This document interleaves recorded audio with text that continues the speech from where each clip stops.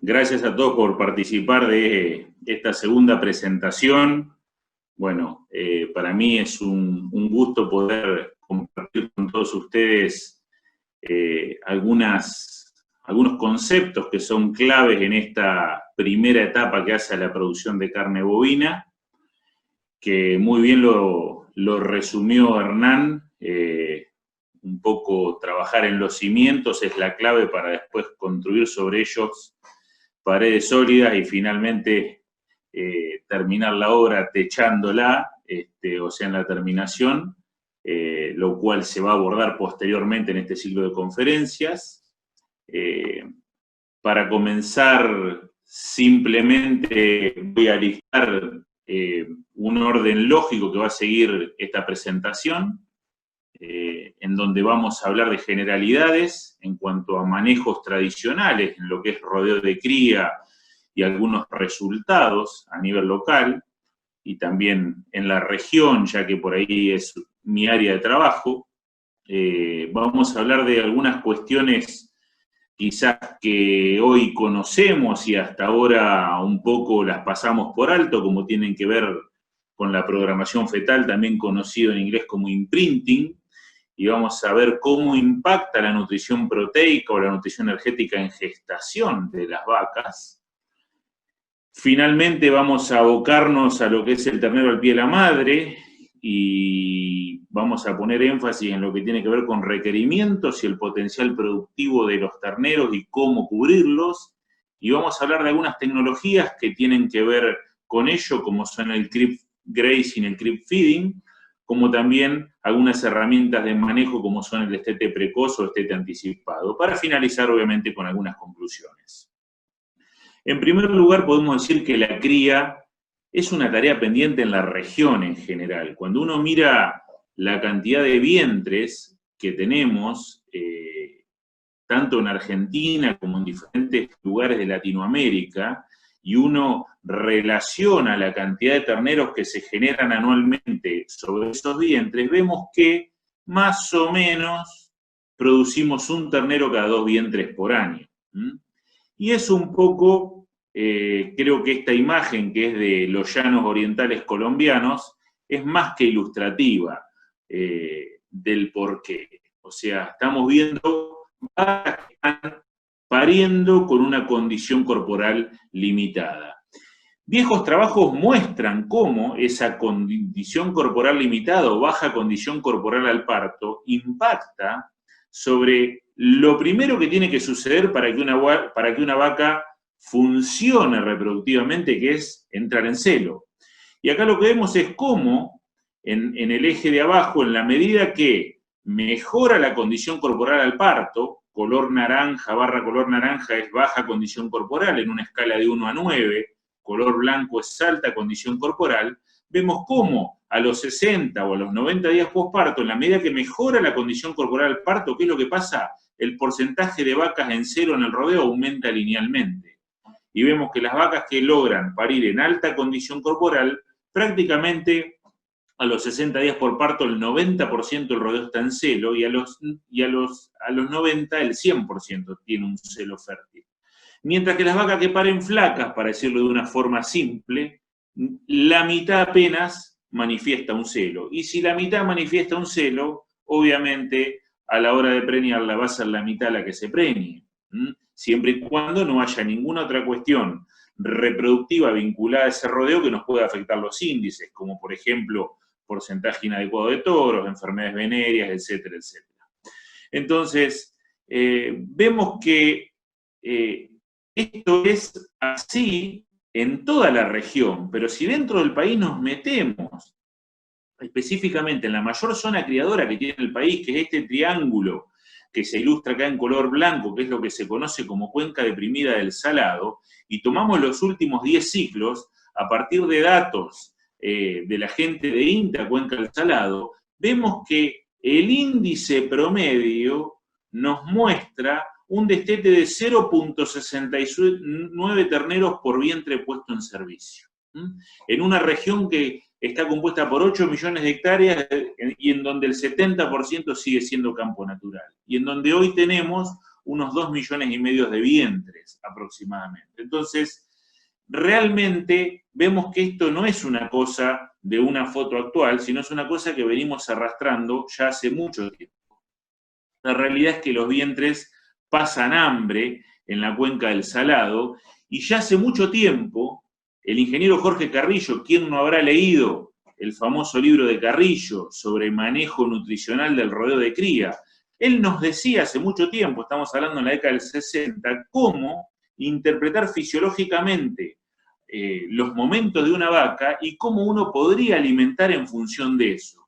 ¿Y qué es lo que él nos mostraba? Acá en color naranja vemos un manejo tradicional, en donde lo que vemos en esta gráfica es las diferentes etapas fisiológicas de esa vaca, gestación y en este caso lactancia y servicio, y acá lo que vemos es el requerimiento energético medido en megacalorías de energía metabolizable por vaca y por día. Y lo que vemos es que en la medida que avanza la gestación, el requerimiento energético en un manejo tradicional sube sustancialmente hacia el final del parto, se mantiene alto y a partir del posparto empieza a caer y va bajando, bajando, bajando hasta el momento en que nosotros retiramos el ternero de esa vaca, en donde tenemos el menor requerimiento de esa vaca a partir del destete. ¿Qué es lo que proponía Carrillo a partir de conocer esto? Él proponía decir que este requerimiento alto del último tercio de gestación de la vaca lo básicamente manejemos mediante una restricción alimenticia, haciendo uso de ¿qué? De las reservas corporales que logramos en esa vaca desde que le sacamos el ternero y durante los primeros 3 meses.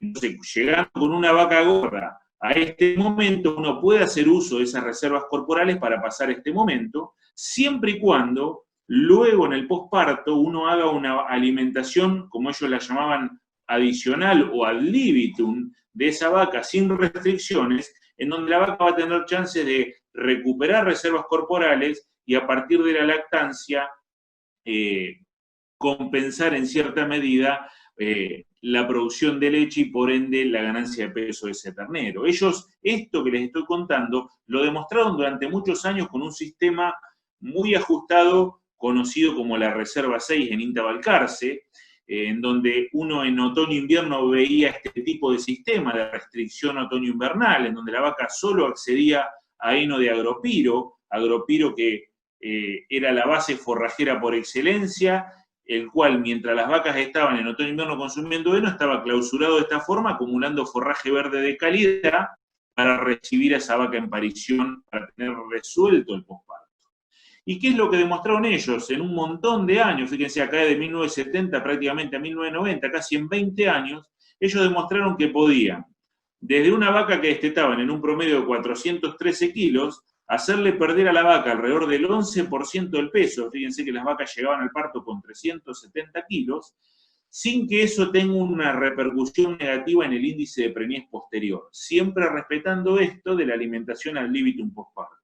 Y cuando comparaban ese sistema con el sistema tradicional sin restricción, que estaba montado en otra parte de INTA Balcarce, que era la Reserva 7, veían cuando comparaban los dos sistemas que los terneros hijos de vaca con restricción nacían más livianos, pero luego se destetaban más pesados. ¿Por qué? Porque gracias a esa alimentación adicional de la vaca comía muy bien, producía muy buena cantidad de leche, y ese ternero tenía una ganancia de peso mayor que el ternero de un sistema tradicional. De esta forma, ellos mostraban un sistema muy consistente en cuanto a resultados.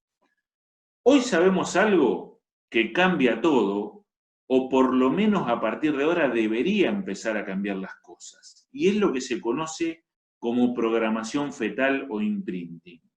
¿Qué es esto? Esto se define de la siguiente forma.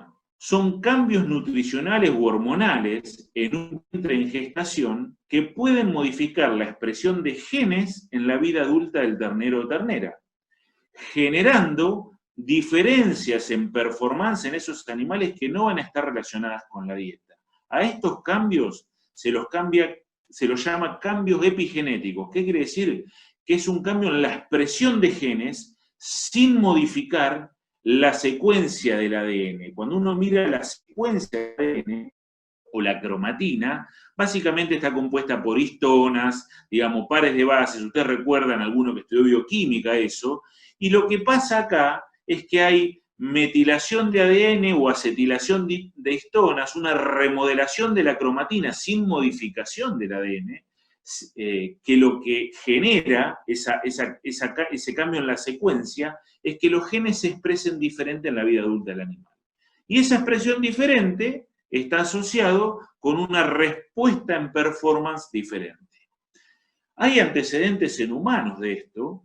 Hay una historia característica que transcurrió en la Segunda Guerra Mundial, que fue la conocida como la hambruna holandesa, donde entre el año 44 y 45 se cae un puente que daba acceso a una localidad de Holanda, en donde la población no podía recibir alimentos y la población, en vez de consumir un promedio de 2.000 a 2.300 kilocalorías, que es lo que consumiríamos como personas normales a lo largo de un día, tenían acceso a una dieta de entre 580 y 1.000 kilocalorías. ¿Y qué es lo que veían? Que los hijos que nacían de madres que tuvieron una restricción nutricional en el último trimestre de gestación, tenían menor tasa de obesidad. O sea, eran chicos en donde, digamos, en su vida adulta no engordaban. Y eso tenía que ver con el desarrollo de las células del tejido adiposo de esos chicos que fue afectado durante la gestación. Mientras que si los hijos eran nacidos de madres que tuvieron esa restricción en el consumo calórico en el primer tercio de la gestación, que es cuando se desarrolla todo lo que tiene que ver con el eje hipotálamo hipoficiario, o sea, en donde está lo que es el centro que regula el apetito, ¿qué es lo que pasaba? Los hijos de esas madres en su vida adulta eran obesos. Entonces, según cuándo sea la alteración que generemos en la alimentación, es el tejido que se afecta. ¿Qué es lo que vemos acá? Lo que vemos acá es cómo se desarrolla a lo largo de los 9 meses un feto en gestación. Y lo que vemos acá es la curva de crecimiento y en qué momento se desarrolla cada tejido. Vemos que inicialmente lo que se desarrolla, obviamente, es el tejido nervioso, y uno podría decir que en la parte central de la gestación, o sea, en el tercio medio, principalmente lo que se desarrolla es todo lo que tiene que ver con tejido muscular, se produce la hiperplasia y la hipertrofia muscular, o sea, lo que son células musculares, y si uno genera restricción en la madre en ese momento, va a impactar sobre la masa muscular de la progenie. Mientras que si yo genero una restricción en la última etapa de la gestación, principalmente lo que voy a estar afectando o impactando es sobre el tejido adiposo de ese animal, por ejemplo, la capacidad de marmoreo, la capacidad de producir grasa e infiltración en el animal, pero también en lo que es el peso al nacer, por ejemplo, del ternero, ya que nosotros en este momento es cuando más hipertrofia muscular tenemos en el ternero gestante. Imagínense que un ternero en ese último tercio crece a una tasa de 0.41 kilos por ternero y por día, en promedio. Esto ya se mostraba en los trabajos de Carrillo, en donde los terneros hijos de vacas con restricciones eran más livianos que los de un ternero tradicional. Lo que no se sabía era que eso iba a terminar afectando su performance en la vida adulta.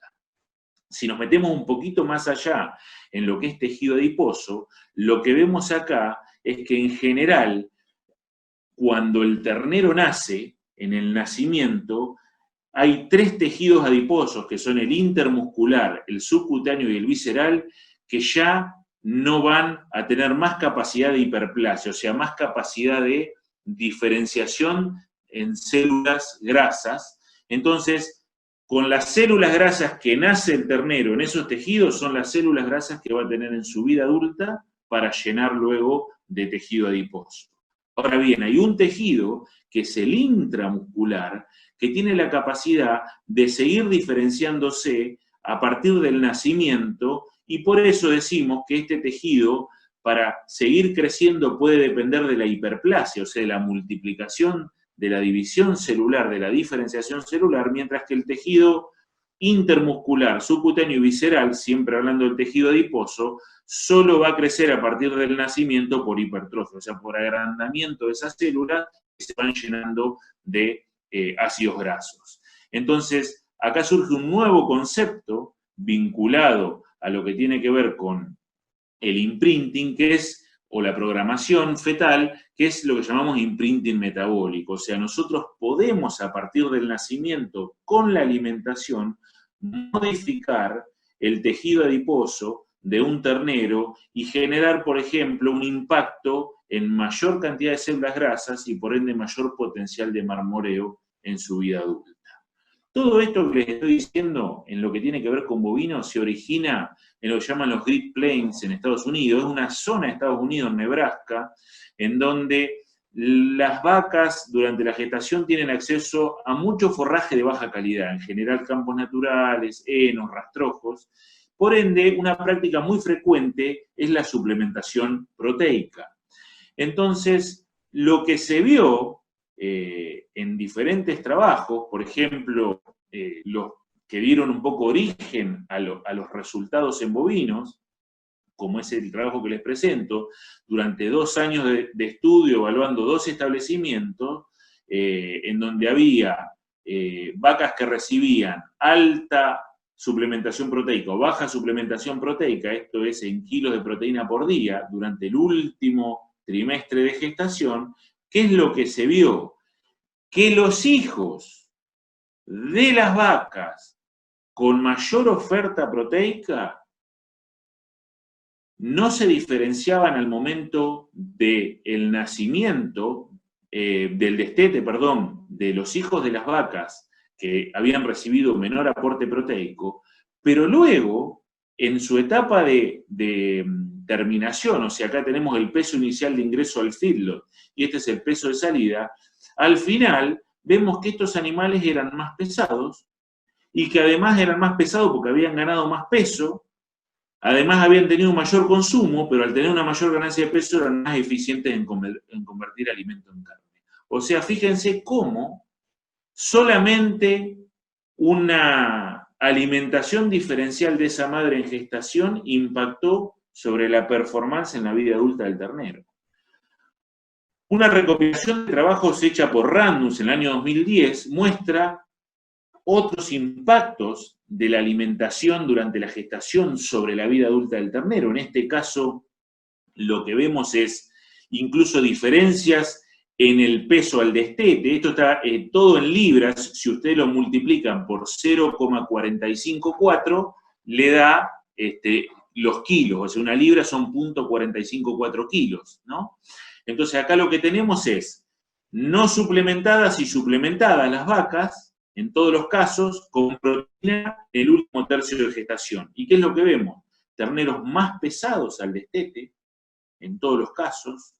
Lo que vemos son terneros con más capacidad de consumo en general, terneros que tienen un mayor peso adulto de carcasa, esto es hot carcass weight, cuando, digamos, son faenados, y en uno de los trabajos, otra cosa interesante, que hay terneros que tienen un mayor índice de marmoreo, o sea, una mayor infiltración grasa. Y ahora después vamos a ver algo relacionado a eso. Un trabajo local realizado por la gente de la Chacra Experimental Manantiales sobre 66 vacas en pastoreo de sorgo diferido en comparación, como único alimento, en comparación con el uso del sorgo diferido alternado con avena, es una práctica bastante normal en Cuenca del Salado, ver, o por ejemplo alternando ese tipo de sorgo con raigras, muestra que las vacas no tuvieron diferencia en el peso al parto ni en la condición corporal al parto, pero los hijos de las vacas que tuvieron una dieta más equilibrada durante la gestación fueron más pesados al destete. Un poco para cerrar lo que tiene que ver con la suplementación proteica sobre la descendencia, muestro este trabajo que es un trabajo también realizado por el autor que mostró estos primeros resultados en Nebraska, que es Summers, en donde vemos 3 dietas, una dieta control, una dieta de vacas suplementadas con una proteína de alta degradabilidad o de baja degradabilidad ruminal, o sea, acá está el porcentaje de degradabilidad ruminal de la proteína suplementada a las vacas en gestación. Pero lo interesante a ver acá es que en todos los casos, este es el contenido proteico de la ración, fíjense que estos tratamientos suplementados tenían 2 puntos más porcentuales en contenido proteico, pero en todos los casos, el aporte total de proteína por día que recibían esas vacas estaba por encima del requerimiento, del requerimiento básico de proteína metabolizable que tenían esas vacas. ¿Y cuál fue la conclusión del trabajo? Ellos, ¿qué hicieron? Evaluaron a las hijas de las vacas que recibieron esta suplementación, o sea, sin suplementación o suplementado con 2 fuentes de diferente degradabilidad proteica. En los 3 casos, el requerimiento proteico estaba cubierto. ¿Qué es lo que vieron? No hubo efecto sobre la performance o reproducción de las vaquillonas, o sea, de las hijas de esas vacas, o sea, las terneras crecieron por igual, o sea, ganaron peso por igual, llegaron a la misma fecha al inicio del estro, o sea, la pubertad, tuvieron similar porcentaje de preñez, y a su vez se evaluaron a los hijos de esas vaquillonas, o sea, a los nietos de estas vacas, sin encontrar ningún tipo de efecto. Con lo cual, ¿cuál es un poco la conclusión? Que cuando la dieta que ofrecemos supera la cantidad de proteína que requiere el animal, no vamos a encontrar ningún tipo de efecto de la suplementación proteica sobre el imprinting fetal. ¿Queda claro? Eso es muy importante. O sea, acá lo que en general pasa y lo que uno ve es que en gran parte de las situaciones de las vacas en la región, los requerimientos proteicos están por debajo del requerimiento mínimo de proteína por día, y es por ello que un nivel de suplementación proteica uno esperaría que tenga un impacto sobre la vida adulta del ternero. Cuando hablamos de nutrición energética, hay un trabajo muy interesante para mostrar en donde tenemos básicamente el estudio de los hijos de vacas que fueron sometidas a 2 planos de nutrición energética, con idéntico, obviamente, plano nutricional y sanitario a partir del posparto de esos animales, ¿no? Del posparto, del post-destete también, y terminación, y todo lo que tiene que ver con la vida desde el nacimiento hasta la finalización. ¿Y qué es lo que vemos? Vemos un primer grupo, que es el que llamamos balance energético positivo, y un segundo grupo de vacas con balance energético más positivo, o sea, mejor nutrición energética. ¿Y qué es lo que se ve? Que al nacimiento no hubo diferencias en el peso al nacer de los terneros de vacas mejor nutridas energéticamente versus las vacas nutridas en un menor plano energético. Pero sí hubo un impacto al destete. Esto lo mostraba ya el trabajo que vimos de suplementación con sorgo diferido versus una dieta más equilibrada, por ejemplo, entre sorgo y avena, que más allá de tener un mejor balance proteico, también uno, cuando analiza en términos de digestibilidad de las raciones, la digestibilidad de la dieta total también hace al valor energético de una ración. También hubo un impacto en el peso a la terminación, fíjense, mayor peso a terminación, producto de un impacto en mejor ganancia diaria de peso, y a su vez un mayor espesor de grasa dorsal con una tendencia a mejor marmoreo. O sea, hijos de vaca alimentadas con un mejor plano energético en gestación, digamos, no solo pesan más al destete, sino que pesan más a la salida del corral, porque ganaron más peso e encima tienen un mejor score de marmoreo o mejor grasa de cobertura. Y otro trabajo que es súper interesante, que no tiene que ver con la cantidad, sino con la fuente de energía que le damos a la vaca, fíjense que simplemente se basó en suplementar ácidos grasos monoinsaturados versus ácidos grasos poliinsaturados a razón de 200 gramos por vaca y por día durante los últimos 90 días de gestación. ¿Y qué es lo que vieron? No vieron ningún cambio en performance de la madre o del ternero hasta el destete, pero se hizo una evaluación de esos animales en su vida adulta en el siglo. ¿Y qué es lo que se encontró? Fíjense que se encontró un mayor peso animal de los animales que recibieron ácidos grasos poliinsaturados, un mayor peso de carcasa, no se encontró diferencia en lo que tiene que ver con área de ojo de bife y parámetros vinculados al tema muscular, pero se encontró un mayor índice de marmoreo también. Y esto es sumamente interesante desde el punto de vista de lo que paga el consumidor en algunos países del mundo por la grasa de infiltración, como lo vamos a ver. Y para cerrar un poco el impacto de alimentar a la madre sobre el ternero, no podemos dejar de mostrar un análisis realizado por estos autores, Robinson a la cabeza, que en realidad lo que hace es estudiar un poco todas estas variables que están en juego, y lo que hicieron fue establecer una serie de regresiones y relaciones entre las variables.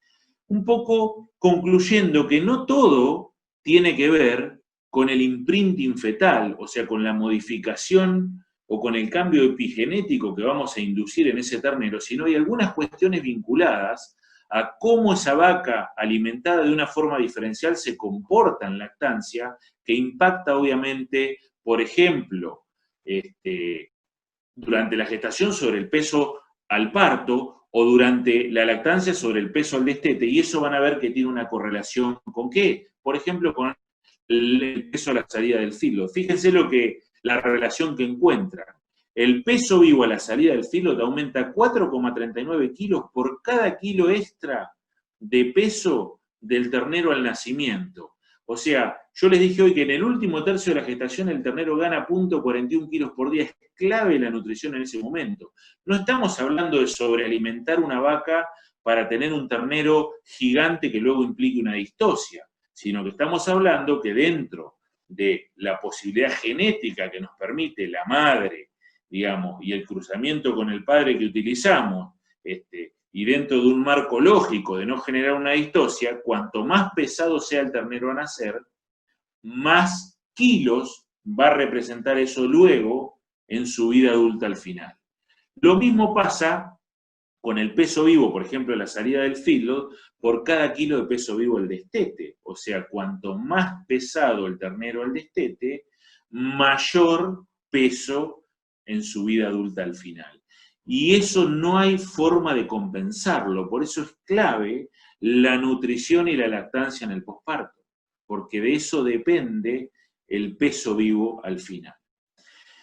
Un poco un argentino que trabaja mucho en estos temas, que es Alejandro Relin, en la Universidad de Ohio, y profesor mío, digamos, también durante, digamos, algún curso vinculado al doctorado que actualmente me encuentro realizando, un poco concluye que los efectos que uno termina observando tienen que ver un poco con las dos cosas, con el imprinting fetal y la nutrición predestete que nosotros hagamos de esa vaca durante la lactancia. Entonces, que nos quede claro, podemos alterar al futuro ternero o ternera manipulando la nutrición de la madre en gestación y lactancia.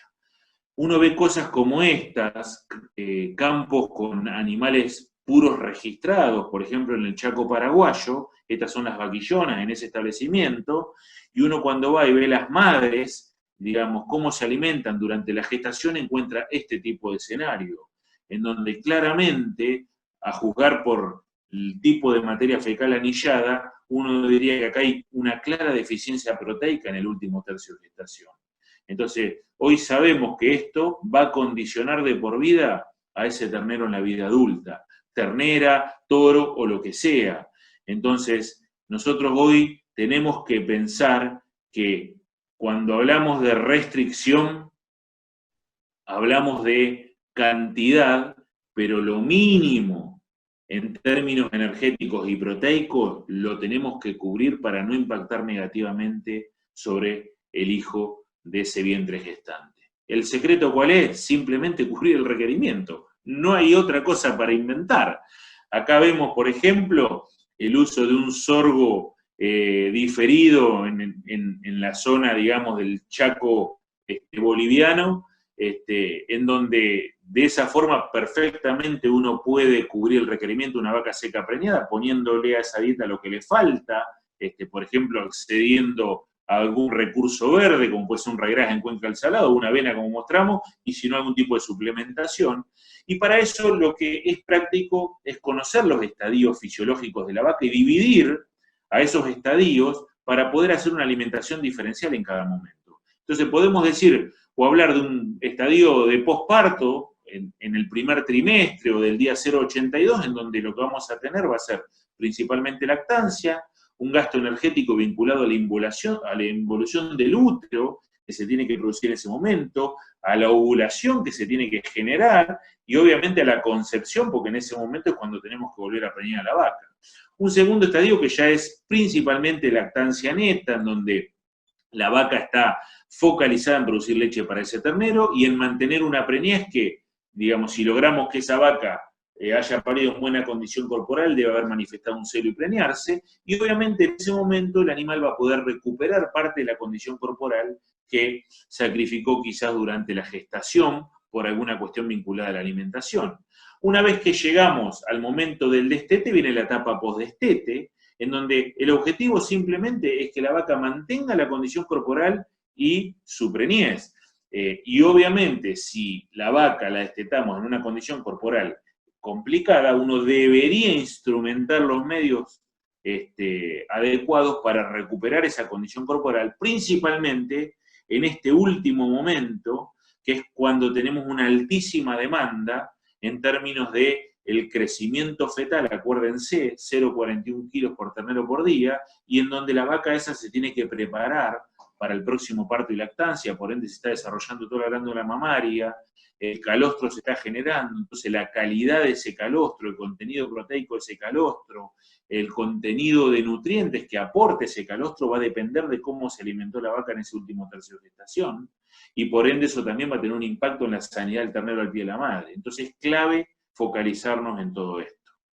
Entonces si uno, digamos, le pone un valor al requerimiento en estos momentos, y toma, por ejemplo, datos tabulados por el NRC de vacas de alrededor de 500 kilos que tienen picos de lactancia de alrededor de 8 litros, eso normalmente sucede a las 8 semanas y media en una vaca normal, y los requerimientos obviamente varían de acuerdo a la cantidad de leche que produzca la vaca, porque los requerimientos dependen de un requerimiento de mantenimiento más un requerimiento para producción de leche. No es lo mismo lo que requiere una vaca que produce 8 litros de leche en el pico con una producción promedio de 5,8 litros a lo largo de sus 6 meses de lactancia, que los requerimientos de una vaca que produce un pico de 6 litros, quizás con un promedio de producción de leche en torno a los 4 litros por vaca y por día.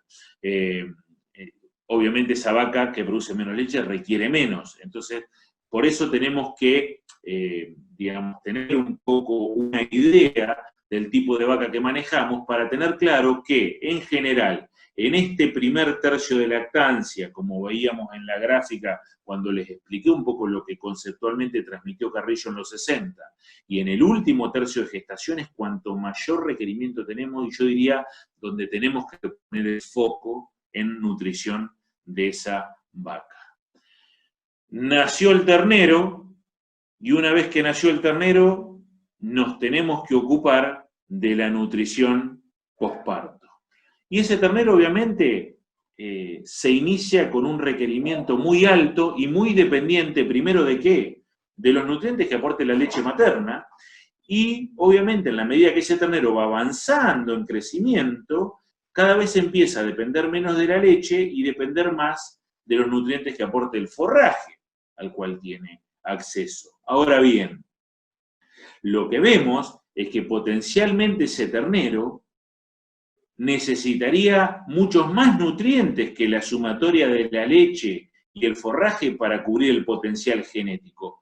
De ahí es que podemos decir que entre esto que aportamos y el potencial genético hay mucho por ganar. De hecho, si ustedes miran planteos tradicionalmente manejados sin ningún tipo de restricción, como puede ser una cabaña en donde el ternero desde que nace tiene acceso a una alimentación diferencial para estar siempre a este límite, o sea, normalmente uno escucha hablar de pesos al destete que están en torno a 250, 260, 270 kilos en animales de pedigrí, por ejemplo, y uno dice, ¿cómo puede ser si yo estoy usando digamos, la pajuela del toro fulano y mis vacas son buenísimas y no llego a destetar más de 220. O sea, lo que nos está pasando es entre que lo que aportamos y el potencial hay mucho por ganar todavía. Fíjense qué interesante esto, es una evaluación realizada por gente del CREA Paraguay, en donde gracias a la implementación de la caravana electrónica pudieron hacer seguimiento de terneros desde el nacimiento al pie de la madre, en dos sistemas, en un sistema de destete precoz y en un sistema de destete convencional. ¿Y qué es lo que vieron?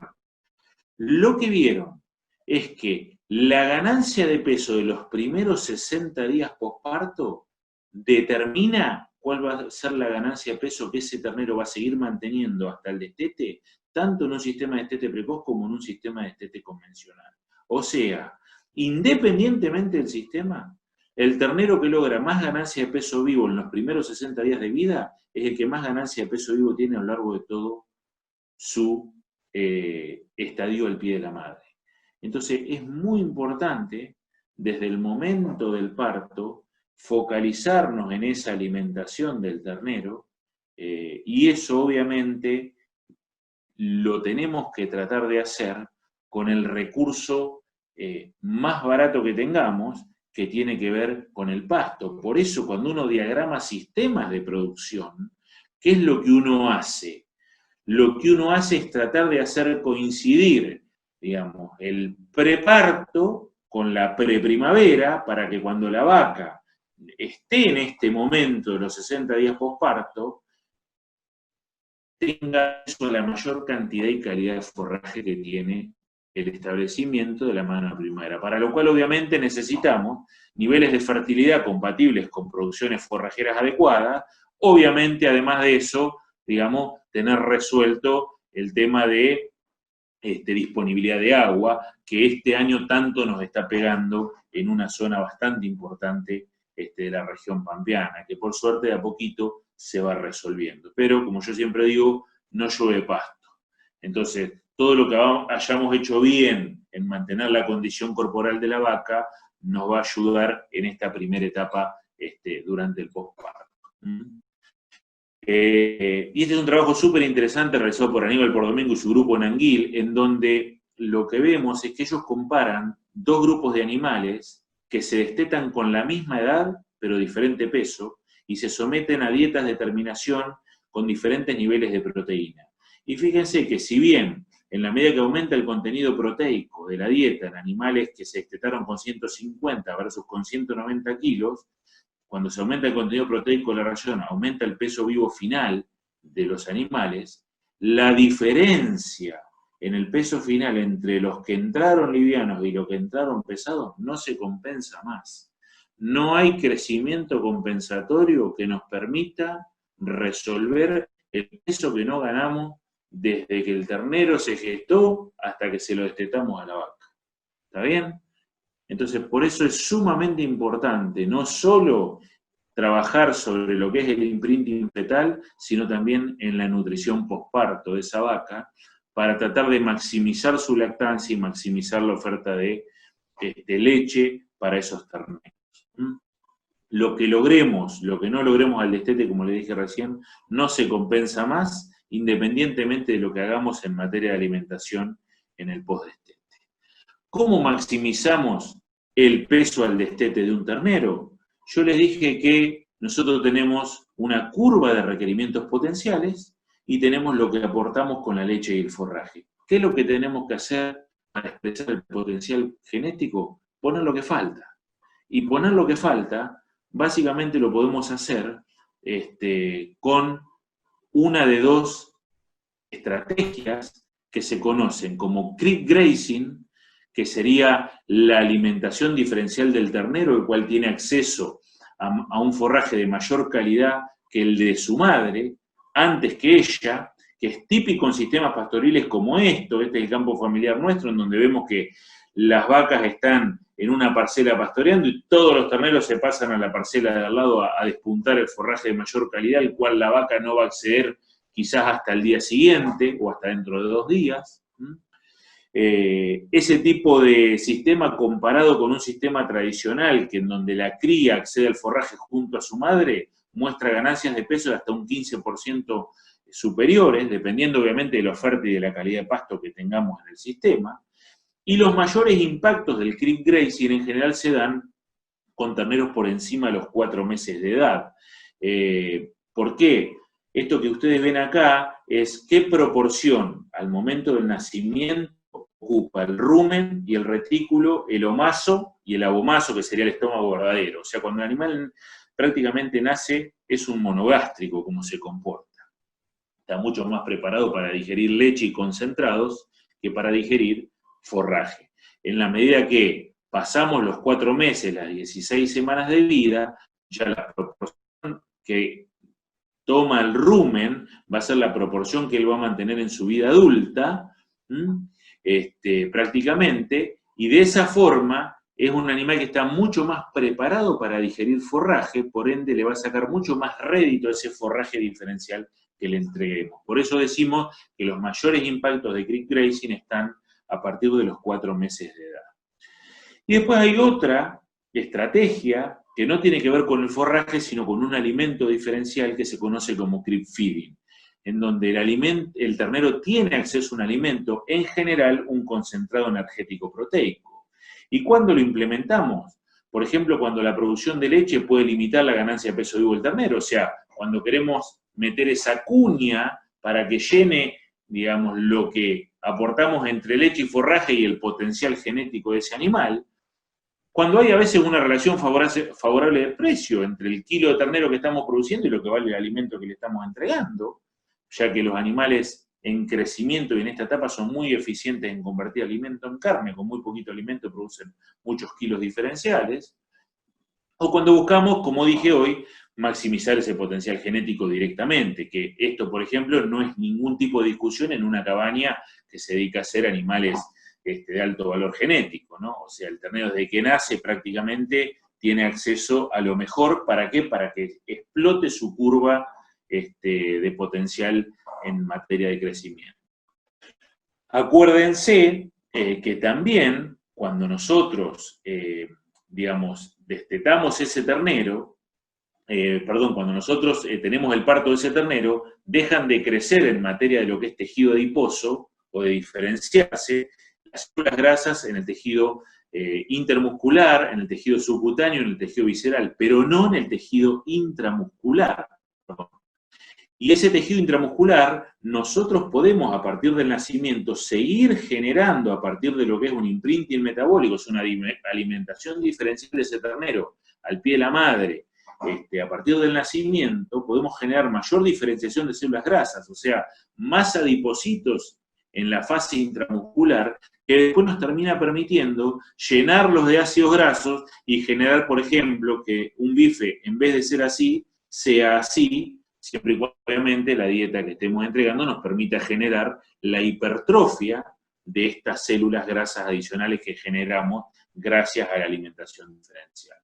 Fíjense cómo hay datos publicados ya hace muchos años que muestran diferencias entre no hacer creep feeding o hacer creep feeding sobre el Marblin score de los terneros, digamos, al momento de la salida del feedlot, o por ejemplo sobre el peso de la carcasa, o sea, un impacto de ese creep feeding sobre el peso final y el marmoreo. Y esto en realidad se hace, ¿por qué? Porque en algunos países es mucha plata. Fíjense, en Estados Unidos, para que se den una idea, el 40% de la carne que se consume está tipificada como select, que es ese bife rojo con muy poca grasa de infiltración. Eso vale, la libra, o sea, el medio kilo vale $8 de esa carne. Ahora, el 3% de la carne que se consume es la tipificación por el USDA de Prime con un significante grado de marmoreo. ¿Y saben cuánto vale esa carne? $12 la libra, o sea, $12 el medio kilo, vale un 50% más que esta carne.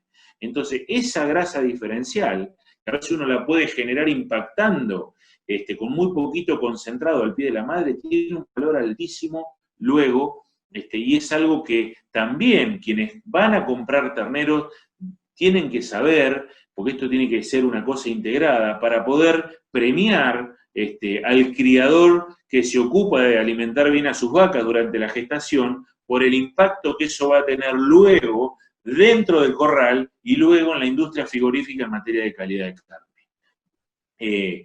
En Crib Feeding, ¿qué es lo que tenemos que saber? Como algunas cuestiones importantes, le agradezco esta foto, por ahí no sé si nos está escuchando o no, a Ricardo Pereira, un amigo que trabaja en Santa Cruz de la Sierra. Importante es que solo los terneros deben acceder al alimento, que se requiere un manejo extra de adaptación de los animales, o sea, un ternero no sabe comer hasta que uno no le enseñe, entonces quizás al momento, imagínense, nos vamos a poner esos comederos, la comida, y ponerle un cartelito para el ternero para que entre. ¿Qué hacemos? Le empezamos a dar alimento quizás en el piso cerca del comedero, que los animales empiecen a... toda una cuestión de adaptación hasta que el ternero agarra la comida y luego entra solo, y obviamente no va a entrar la vaca ahí adentro. Y lo importante es que la calidad del concentrado debe ser lo más parecida posible a la leche materna. Normalmente podemos arrancar entre los 30 y los 45 días de vida. ¿Para qué? Para que cuando cae la curva, ¿se acuerdan que les mostré del consumo de leche? Ya el ternero esté consumiendo concentrado y ya cubriendo ese diferencial entre el potencial y lo que obtiene a partir de la leche y el pasto que a partir de ese momento empieza a consumir. En general iniciamos con cantidades bajas, 100, 150 gramos, y un objetivo sería lograr en ese ternero a lo largo de su vida al pie de la madre, alrededor de consumos de 1 kilo por ternero y por día. Siempre comparados con los controles, hay un rango de producción diferencial de entre 10 y 20% en el peso vivo, y obviamente esto tiene mucho que ver también con el tipo de recurso al que tiene acceso la madre en materia de cantidad y calidad forrajera. Entonces hagamos una cuentita simplemente para que nos demos un poco cuenta o nos hagamos una idea de lo que estamos hablando. Esto es, dijimos, una curva de requerimiento potencial que estamos cubriendo con la leche, el forraje, más una alimentación diferencial, como vimos a partir de Crib Grazing o Crib Feeding. Entonces, a los 90 kilos ese ternero requiere, para cubrir su requerimiento potencial, 11 litros de leche por día, en términos de nutrientes, para permitirle ganar 900 gramos por día. Imagínense que si la vaca no tiene un pico de lactancia que nos permita sostener esa producción de leche, lo que falta lo vamos a tener que cubrir con qué. Por ejemplo, en este caso, si la vaca produce 7 litros, con 2 kilos de materia seca de un concentrado para sostener una ganancia de peso determinada. Ahora, si a los 180 kilos ese ternero tiene acceso solo a una producción de leche de 4 litros y medio, para cubrir el potencial que le falta para seguir ganando los 900 gramos por día, necesita alrededor de 5 kilos de materia seca de un concentrado. Por eso es clave la nutrición de la vaca en el posparto, porque eso también impacta mucho en la necesidad de alimentación diferencial del ternero. Cuanto más grande sea el pico de esta lactancia, más cerca de esta curva vamos a estar con menos adición de alimentos de afuera vía Crib Grazing o Crib Feeding. Alguna experiencia, por ejemplo, en Santa Cruz de la Sierra, muestra, muy parecido a lo que nosotros podríamos encontrar si trazamos una línea en la mitad de la provincia de Santa Fe, en Argentina, y de ahí hacia el norte, NEA y NOA nuestro, por ejemplo, de hacer un Crib Feeding entre los 120 y 165 días, para llegar a un destete anticipado. Ellos lograron un consumo de 50 kilos en promedio durante ese tiempo de un mix maíz con un concentrado proteico, vitamínico, mineral, una relación 80-20, y lograron llegar a los 5 meses y medio con 185 kilos, que es el peso promedio de destete normal logrado en ese rodeo, con la diferencia de que se lograba con 6 meses y medio. O sea, pudieron destetar un mes antes terneros con el mismo peso que el histórico. ¿Cuál fue el resultado? Para ponerle un número a esto, fíjense, un extra de 28 kilos, o sea, estamos generando 28 kilos un mes antes, ¿está bien? Estamos destetando un mes antes los terneros con más peso, con el destete tradicional.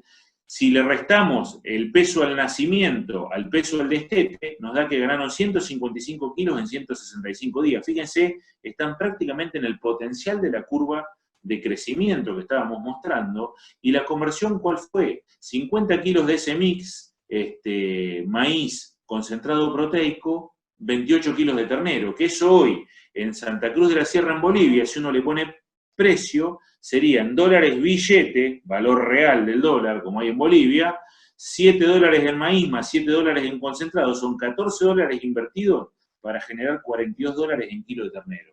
Una relación de precio más que interesante y que motiva realmente a hacer este tipo de prácticas. Una cosa muy interesante a tener en cuenta a la hora de hacer creep feeding es que hay una relación directa, una respuesta lineal al incremento en el contenido proteico del concentrado que nosotros manejamos. Y fíjense, cuando se compara con el control, en la medida que nosotros aumentamos el contenido proteico en el creep feeding, fíjense que el peso de los terneros destetados aumenta prácticamente linealmente porque mejoran las ganancias de peso. Obviamente los animales consumen algo más, pero como ganan más peso, convierten mejor, o sea, menos cantidad de alimento por kilo de carne producido. Y esos animales, cuando se evaluaron luego en la etapa de feedlot, demuestran los animales que recibieron creep feeding mayor peso vivo en el feedlot, mayor peso vivo de carcasa al final, y numéricamente mejoras en lo que es calidad de carcasa en términos de grasa. Ahora bien, nosotros también podemos encontrarnos en algunas situaciones, como en la cuenca deprimida del Salado, con algún tipo de imponderables climáticos que nos generan este tipo de situaciones, en sistemas principalmente intensivos en donde uno concentra animales, excedentes hídricos pueden generarnos un problema. Entonces un destete precoz o anticipado puede ser una herramienta. ¿Para qué? Para bajarle el requerimiento a la vaca, restarle a la vaca el requerimiento de lactancia y alimentar al ternero, que es un animal muy eficiente porque con muy poquitos kilos de alimento va a ganar muy buen peso, y de esa forma vamos a lograr, digamos, tener un celo para preñar a esa vaca, obviamente, y por otro lado no resignar kilos en ese ternero, ¿no? Es un poco lo que ilustro acá. Esto también, en alguna situación, también puede haber algún tipo de conveniencia, porque el maíz está barato, los concentrados también, que no es el caso actual, y eso, digamos, nos puede permitir decir, bueno, si yo le desteto el ternero antes a la vaca, puedo manejar más cantidad de vacas por unidad de superficie, es un impacto en carga, uno podría llegar a buscar con esta estrategia. Para que vean que este tipo de situaciones de destete anticipado o incluso destete precoz, digamos, pueden ser relativamente. Esto es una sequía en el año 2009 en el establecimiento nuestro familiar, en donde, ¿qué es lo que hicimos? O sea, si yo dejaba los terneros al pie de las madres, fíjense lo que son los corrales de la plazoleta, o sea, ni la gramilla crecía, lo que iba a hacer era no terminar preñando las vacas. Entonces, ¿qué hice? Saqué el ternero anticipadamente a las vacas, ¿con cuánto? Con 90 días, sin grandes inversiones, como dice acá, un ternero que pesaba alrededor de 101 kilos, cuando se lo sacamos a las madres, y llegamos a la venta con ese ternero en el mes de abril con 183 kilos de peso. ¿Qué consumieron los terneros? Fíjense, 420 kilos de grano de maíz entero, que era el 84% de la ración, 70 kilos de espelher de soja, 14,4%, 8 kilos de núcleo vitamínico mineral, que era el 1,6%, y heno de alfalfa en la parte inicial, que lo poníamos debajo para el acostumbramiento, durante los primeros 10 días. ¿Qué produjeron los terneros? 82 kilos en 121 días, o sea, la ganancia de peso fue 680 gramos por ternero por día, y cuando uno hace el índice de conversión, en promedio consumieron 6 kilos de alimento para producir 1 kilo de carne. Ahora, si a esto le ponemos precio hoy con el maíz caro que tenemos hoy, el espelher de soja caro que tenemos hoy, o sea, hablamos de un maíz de 12.500 pesos, un espelher de soja de 21.600, un concentrado, un núcleo proteico vitamínico, un núcleo vitamínico mineral de más de 30.000 pesos, más el heno, hablamos de 7.000 pesos invertidos en comida para producir 11.500 pesos en carne. O sea, al precio incluso de hoy, sigue conveniendo hacerlo. ¿Por qué? Porque el mayor impacto lo vamos a tener en volver a preñar la vaca y volver a tener un ternero el año que viene. Más allá de la inversión, que obviamente uno cuando se tiene que meter la mano en el bolsillo para poner plata en comida, es todo un tema, porque, digamos, uno hace la cuenta de siempre la relación de precio del momento. Esta cuenta es relación de precio del momento. No sé si el ternero lo voy a vender hoy, dentro de 3 meses, 4 meses o 5 meses, cuando sea, al precio que está hoy. Pero bueno, esto es un poco los tiempos de la ganadería que ojalá algún cráneo político en Argentina alguna vez entienda.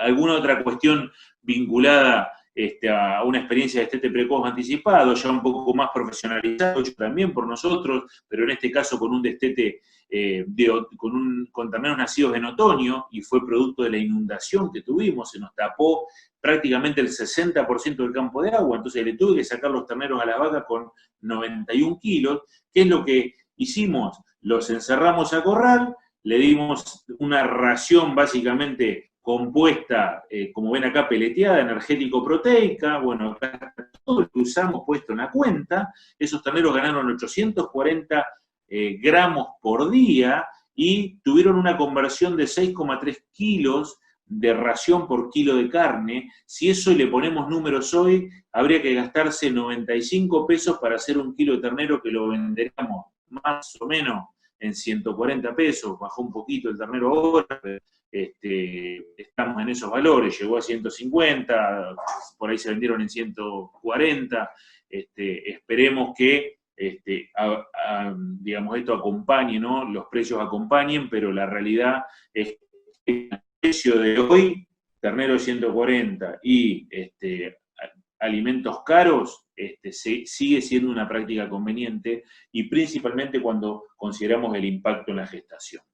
Y un poco ya para terminar, alguna experiencia más, que un poco charlando con Ricardo también, Santa Cruz, me comentó un poco la experiencia del destete anticipado sobre, por ejemplo, vaquillona de primer parto, algo muy usual en el NEA nuestro, en donde una vaquillona de primer parto, si no se hace un destete precoz, seguramente no la vamos a preñar por segunda vez, por el tipo de forraje en cuanto a cantidad y calidad que tiene, al que tiene acceso esa vaquillona, que sigue en crecimiento. Fíjense, vaquillona se destetaron un tamaño de 120 kilos, motivo obviamente de una baja oferta forrajera en cantidad y calidad, y había que hacer un reordenamiento reproductivo en el rodeo.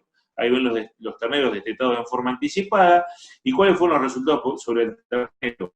Un peso de ternero de 120 kilos al destete, tuvieron 60 días consumiendo un alimento energético proteico de $430, dólares reales la tonelada, o sea, al 1,3% del peso vivo, más acceso a un heno de baja calidad voluntad, y salieron de ese sistema con 160 kilos, o sea, ganaron 650 gramos, lo cual no es una ganancia potencial, pero es una ganancia que mostró un índice de conversión de 2,8 kilos de concentrado por kilo de peso vivo, que en números sería haber puesto 1,2 dólares en alimento para generar 1,6 dólares en kilos de carne. Y por otro lado, cuando salieron del corral, en realidad siguieron con suplementación a partir del día 60, pero sin acceso a heno, con acceso a una pastura también de una calidad discutible, no era muy buena, y la diferencia es que se le bajó la calidad del concentrado a un concentrado de menor valor, de 300 dólares la tonelada. ¿Y qué es lo que lograron? Mantener las ganancias de peso que tuvieron con un alimento de mayor valor y con un índice de conversión de $1 en alimento contra 1,65 dólares en kilos de carne. O sea, ganaban más plata en esa etapa. Acuérdense de que el impacto de las ganancias tempranas en los terneros, digamos, uno puede lograr que se mantengan hacia el final. Entonces, principalmente sobre las madres, esto resultó en preñeces en torno a 65-70% que hubieran estado por debajo del 40% si no se hubiera realizado ese destete anticipado. Entonces, para terminar, les voy a enunciar algunas conclusiones de todo este derrotero el cual recorrimos acerca de lo que es la cría desde la gestación al destete. Lo primero que podríamos decir es que restringir a la madre en gestación y lactancia afecta productivamente al ternero en su vida adulta. Eso creo que tiene que quedar claro de una vez por todas. Es clave focalizarnos en la nutrición en el último tercio de gestación y primer tercio de lactancia. La nutrición proteica en gestación no tiene impacto cuando la oferta de proteínas que le damos a la madre en gestación está por sobre el requerimiento. Acuérdense, la vaca necesita una cantidad de gramos de proteína metabolizable por día. Por encima de eso no vamos a tener un impacto sobre el imprinting fetal. O sea, tenemos que tener claro el tipo de vaca que estamos manejando para eso. La nutrición energética es un poco más compleja, según el momento y el tipo de energía va a ser lo que afectemos, como vimos. Acuérdense que uno hasta con un tipo de ácido graso puede impactar directamente en el marmoreo. Los primeros días posparto son clave en ganancia de peso del ternero y lo que ahí hagamos hasta el destete no se compensa más. Acuérdense de eso. Lo mostraba claramente el trabajo de la gente de Anguil. Entre el potencial y los kilos de ternero que producimos hay una brecha por explorar y el creep feeding o creep grazing son herramientas que tenemos para ello. El destete precoz y anticipado hay que evaluarlos por su impacto en el sistema, o sea, no solamente mirar el número de lo que invertimos en alimentos contra lo que producimos en kilos de ternero, sino cómo ello nos va a impactar sobre la futura preñez. De ya agradezco mucho la atención y bueno, si tienen alguna pregunta, a partir de ahora les paso.